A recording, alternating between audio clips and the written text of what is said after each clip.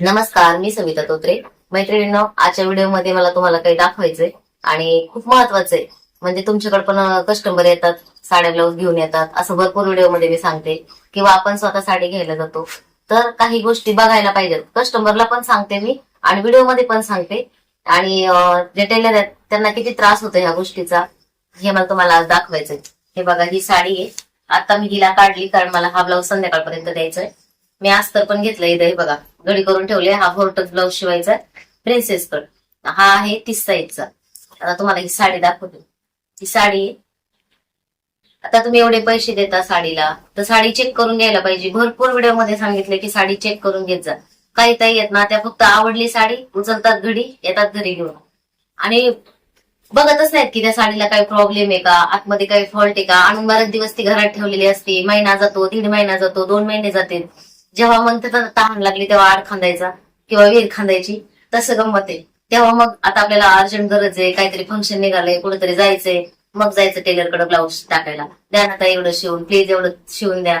हा ठीक आहे, आपण काय फुकट शिवत नाहीत, पैसे घेतो. पण माझं असं म्हणणं की आधी तुम्ही ती साडी उलगडा, बघा. ज्यावेळेस तुम्ही घेताय, तुम्ही पण पैसे देताय कोणाला तरी, तर व्यवस्थित बघून घ्यायचा. हे बघा साडी, साडीमध्ये फॉल्ट बघा. हा नेसता पदर आहे, म्हणजे जो हा पदर आहे. साडी छान आहे, पण याची बॉर्डर बघा. हे बघा, ह्या साईडला हे बघा, हे बघा, इथून तिथून पूर्ण काठ खराब आहे, पूर्ण. आणि ह्या स्टाईलची अगोदर पण एक साडी होती, मी त्यांना तेव्हा पण सांगितलं होतं की असं असं असतं, साडी चेक करून घ्या. तरी पण बघा, परत दुसरी साडी तशीच आहे. आता हा ब्लाऊज पीस आहे, याच्यामध्ये टेलरला दोष देतात की ताई एका हातावर डिझाईन का आली, 2 हातावर का नाही आली. हे बघा, एवढीच डिझाईन आहे. आता याच्यामध्ये ही असं कटिंग करून 4 पदर केल्यावर कसं होणार? म्हणजे ही बसणार आहे का बाही 2 हाताला? नाही बसणार. याला जॉईंट दिले तरी बसणार नाही. ते पण जाऊ दे. याचा ब्लाऊज पीसचा बघा. आता हे तर समजा शिलाईमध्ये निघून जाईल. आता तुम्हाला मी नेसता पदर दाखवते. आता समजा आपण यातला 80 सेंटीमीटर ब्लाऊज काढला, एवढा ब्लाऊज काढला, उरली ही साडी. हे बघा, नेसता पदर बघा. हे बघा, पूर्ण धागे निघते, पूर्ण इथून तिथून काठ खराब आहे. आता इथपर्यंत चांगला आहे. आणि याची उंची, ही उंची पण कमी आहे साडीची. हे बघा, एवढीच उंची. हाईट जास्त असल्यानंतर ही साडी पुरणार आहे का? तर अजिबात म्हणजे बघतच नाहीत. आणि मग टेलरला टेन्शन, आता याला फॉल लावायचा तर कसा लावायचा. हे बघा, इथपर्यंत आता याला आपल्याला फोल्ड करायला लागल आणि फोल्ड करून आपण फॉल लावतो. हे मी बऱ्याच व्हिडिओमध्ये दाखवले, प्रत्येक व्हिडिओमध्ये दाखवते. जेव्हा अशा डिझाईनच्या साड्या येतात तेव्हा याला कसं फॉल लावायचा. तर याला मी अशी फोल्ड करते, शिलाई मारते. पण आता ही डबल काम आहे. याची ना, ही आतला हा जो कपडा आहे हा कट करून टाकायला लागल, हा काढून टाकायला लागल. नंतर याला कडीने एक बारीक अशी दुमडून शिलाई मारायला लागल. नंतर याला फोल्ड करायला लागल आणि नंतर फॉल लावायला लागल. तर आता तुम्ही सांगा, टेलरला किती त्रास आहे. पैसे देताना काय म्हणतील, ताई कसले 10 रुपये एक्स्ट्रा मागतात, कसले 20 रुपये एक्स्ट्रा मागतात, दुसरीकडे तर एवढे घेतात. पण हे असे प्रॉब्लेम असतात. आणि मग जर असं म्हणत नाहीत की बाबा चला, हा ताई मी आता कॉल केला त्यांना आणि म्हणलं तुम्ही अशी काय साडी घेतली, जरा चेक करून घेत जा. किती वेळा सांगितलं. हा म्हणले आता काय जाऊ द्या, घेतली नसतं फॉल लावता येत तर मग जाऊ द्या, राहू द्या, तशीच घाली, असं बोलतात. पण म्हणजे चुकी मान्य करत नाहीत.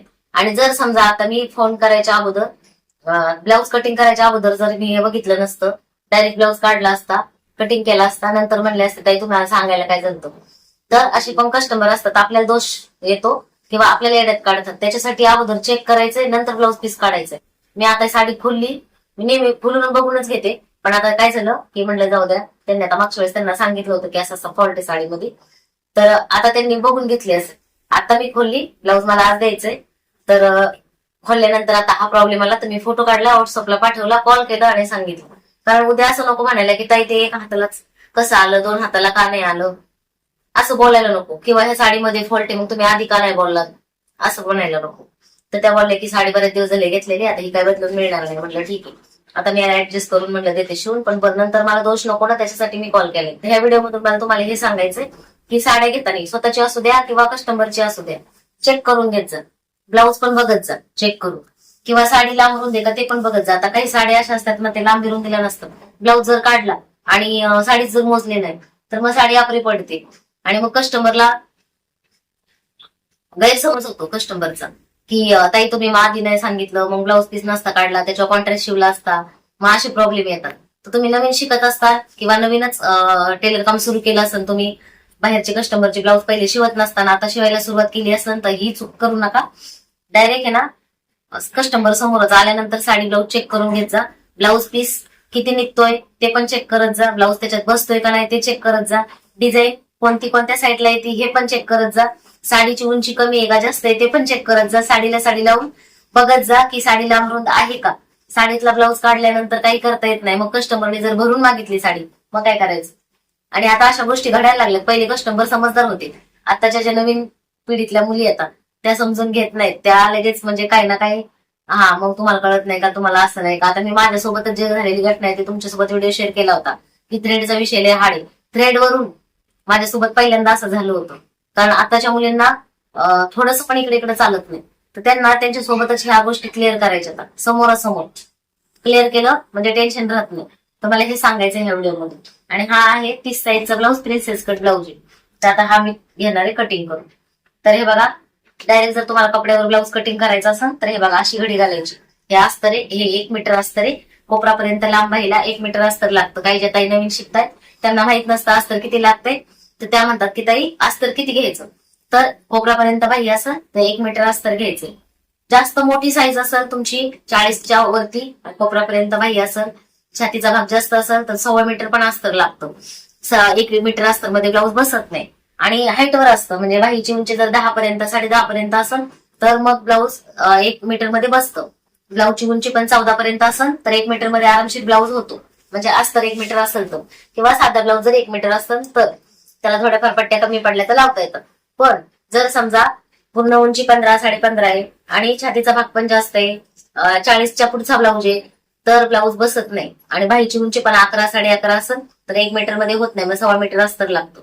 तर ह्या गोष्टी चेक करायच्या आणि नंतर अस्तर आणायचे. जर तुम्ही 1 मीटर अस्तर आणत असताल तर, आणि तुम्ही जर सलग अस्तर आणत असताल तर मग त्या हिशोबाने काढायचे तुमचं अस्तर किती येतं. बऱ्याच त्यांच्या अशा कमेंट येतात की तुम्ही शिलाई किती घेता, ह्या ब्लाऊजची शिलाई किती घेता, त्या ब्लाऊजची शिलाई. भरपूर व्हिडिओ मी अपलोड केलेले. शिलाई कशी आहे, कटोरीची किती, 4 टक्सची किती, प्रिन्स कटची किती, 1 टक्सची किती, बोटनेकची किती, किंवा काही डिझाईन केल्यानंतर मी किती पैसे घेते, तर ते व्हिडिओ अगोदरचे ते तुम्ही जाऊन बघा.